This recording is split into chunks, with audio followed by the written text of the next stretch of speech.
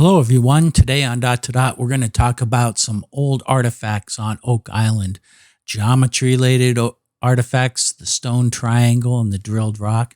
Now, here is the clip from Leroy Crook's film. I believe it was done probably around 1940 or so. And here's the drilled rock. It's about 1 to 2 feet in diameter with a 1/2 inch hole drilled in the middle. Here's some other, can't really make it out. There's a inscribed stone with a stone triangle, the number 18, I believe. Now here you're going to see there's the stone triangle. Now this stone triangle supposedly was found by Captain Welling in 1897, but they didn't really do much with it. And it was with Gilbert Hedden in 1937 who made the connection between this triangle and a map that was presented in a book by a British author named Wilkins about Captain Kidd. And it got him all excited about this stone triangle. And we're going to look at this. And you know what? You're going to be surprised in what it develops. So this is what we're going to look into today. There's the stone triangle. Now, watch this in a minute. He's going to show some things about the stone triangle. Now, here's a line of rocks. Now, in the stone triangle, this line of rocks is positioned to go true north. But the apex of this stone triangle, the top of the stone triangle, was pointing 7 degrees to the south approximately. It was just under 7 degrees. And it was pointing, and it will show you, he's showing you where it's pointing. Now that's where it's pointing. The apex of this stone triangle was pointing in this direction towards this pile of dirt. And then the line of rocks was pointing this direction, which is towards head and shaft, which would be basically true north. So that's what that shows you. So we're going to look at some geometry. The last video I did was in conjunction with Brian Farrow's realizations of where he believes the money pit is. But I'm going to show you what I think where these lines are going to, and the significance of them. They're actually going to certain places that are related to the stone triangle. So let's put down the lines. Now these are the lines that are coming from the actual points on Nolans Cross that are going towards the money pit area. But actually, this line here, like I showed in my last video, is going right here, which is the position of the drilled rock. The other one that was on my last video was this cone, E with Nolans triangle, Nolans Cross, and the large boulder here, which I call the rose stone. And they intersect here at the drilled rock. Now the other one is cone B, or cone D to cone B, and that goes to another position. And this position right here is related to the 1937 survey, a point that is very critical in determining one of the lengths of the triangle, which is 4 by 7 by 8. And that was on Captain Kidd's map. I was a little reluctant to bring forth this information because it does sort of support the Captain Kidd theory, which basically has been debunked. But it's just too much to not go forward with. So another thing let's put the 1937 points. Here's the 1937 survey points. And we also have the stone triangle, which is down here. And one of the aspects of the stone triangle and its location was determined by an overlay that I did with Robert Restall's map, which where here he indicates a circle with a cross that is directly on the north line. And when I measured it, it indicated that it was 14 rods to the north. His attempt to solve the Captain Kidd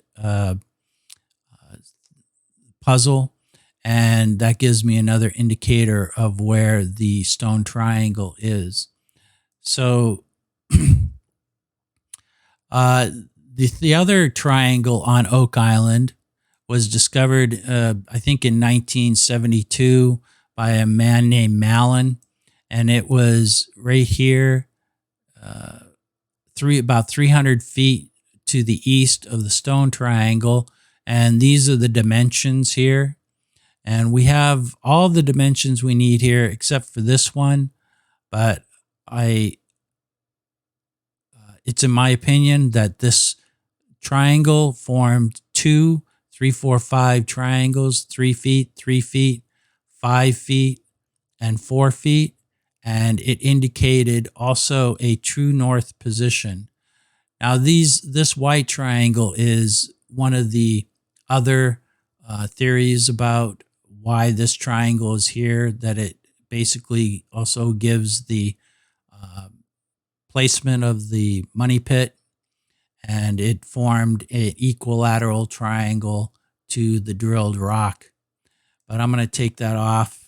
That's we don't know where the money pit is, so there's a more practical reason for the Mallon triangle, and that it was going due north to this point right here.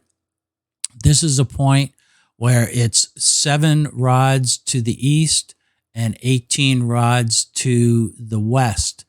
Also, it's a point where you take a line from that and you you go 30 rods to this position. So in Captain Kidd's thing, it was 30 rods southwest. So that takes you to the stone triangle there. And then from the stone triangle, you go also 14 rods. Now, Robert Restall, it does say 14 rods north tree. That's what it says, 14 rods north tree. It doesn't say rods, it says 14 north tree.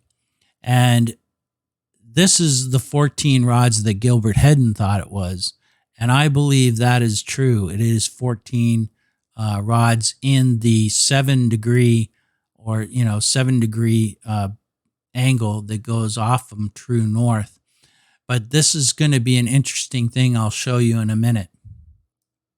But this is the 1937 survey. This is I'll put the,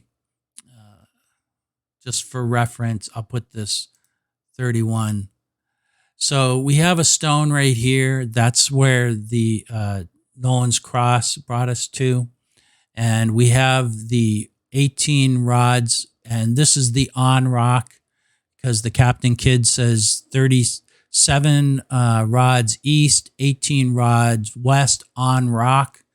This is a rock that is also used with this one, which is not mentioned, but it is a sighting to where you sight in this with the drilled rock, and it's going to go down in this position. It actually meets up with where this 14 rods here comes from the stone triangle.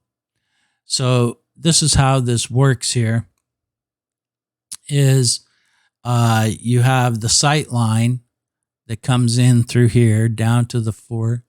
And now the importance of these angles coming off of Nolans Cross is that it hits this. This is an important stone here.